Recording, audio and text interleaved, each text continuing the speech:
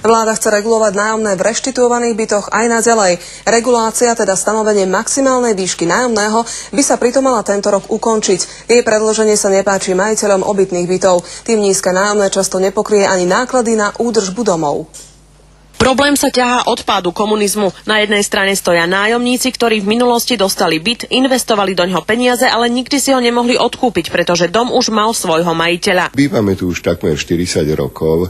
K bytu sme sa dostali tak, že nám ho pridelil vtedajší Národný výbor. Na druhej strane sú majitelia domov, ktorí nemôžu s vlastným majetkom nakladať podľa vlastnej vôle. Štát im nedovolí nájomníkov vysťahovať, navyše im predpisuje, aké maximálne nájomné môžu od ľudí pýtať. Vlastníci znášajú povinnosť za údržbu domov a to všetko stojí určité finančné náklady, ktoré príjem z regulovaného nájomného ani v zlomku nepokrýva. Ukončenie regulácie nájomného už parlament raz odložil. Vláda však doteraz nenašla riešenie, ako vysporiadať práva nájomníkov aj vlastníkov. Premiér avizuje, nájomníkov budeme chrániť aj naďalej. Aj títo ľudia tam nastupovali pred 30-40 rokmi ako nájomcovia za iných podmienok. Náš ústavný súd vyriekol, že ochrana týchto nájomníkov je verejným záujmom. Štát na jednej strane tvrdí, že to je verejný záujem, na druhej strane ale núti súkromné osoby, aby financovali tento verejný záujem. Podobný problém majú takmer všetky postkomunistické krajiny. Poľskí, českí, ale aj slovenskí reštituenti sa už obrátili aj na Európsky súd v Štrasburgu.